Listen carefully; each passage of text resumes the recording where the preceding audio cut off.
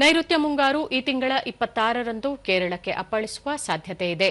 June 1ರ ಸಾಮಾನ್ಯ ದಿನಾಂಕಕ್ಕಿಂತ 6 ದಿನ ಮುಂಚಿತವಾಗಿಯೇ ನೈಋತ್ಯ ಮುಂಗಾರು ಪ್ರಾರಂಭವಾಗುವ ಸಾಧ್ಯತೆ ಇದೆ ಎಂದು ಭಾರತೀಯ ಹವಾಮಾನ ಇಲಾಖೆ ಮುನ್ಸೂಚನೆ ನೀಡಿದೆ. ಮುಂದಿನ 2-3 ದಿನಗಳಲ್ಲಿ ಆಗ್ನೇಯ ಅರೇಬಿಯನ್ ಸಮುದ್ರ, ಬಂಗಾಳಕೊಲ್ಲಿ, ಅಂಡಮಾನ್ ದ್ವೀಪಗಳು ಮತ್ತು ಅಂಡಮಾನ್ ಸಮುದ್ರದ ಹೆಚ್ಚಿನ ಭಾಗಗಳತ್ತ ನೈಋತ್ಯ ಮುಂಗಾರು ಸಾಗುವ ಮುನ್ಸೂಚನೆ ಇದೆ.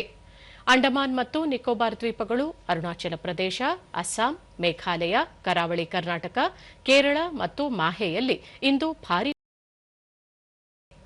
ರಾಜ್ಯದ ಕರಾವಳಿಯ ಬಹುತೇಕ ಕಡೆ, ದಕ್ಷಿಣ ಒಳನಾಡಿನ ಹಲವೆಡೆ ಹಾಗೂ ಉತ್ತರ ಒಳನಾಡಿನ ಕೆಲವೆಡೆ ನಿನ್ನೆ ಮಳೆಯಾಗಿದೆ.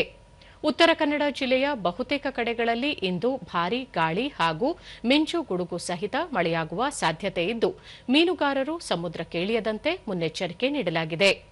ಗದಗ ಜಿಲ್ಲೆಯಲ್ಲಿ ರಾತ್ರಿ ಸುರಿದ ಬಿರುಗಾಳಿ ಮಳೆಯಿಂದ ಹಲವೆಡೆ ವಿದ್ಯುತ್ ಕಂಬಗಳು ಮತ್ತು ಬೃಹತ್ತಾದ ಮರಗಳು ನೆಲಕ್ಕೆ ಉರುಳಿವೆ.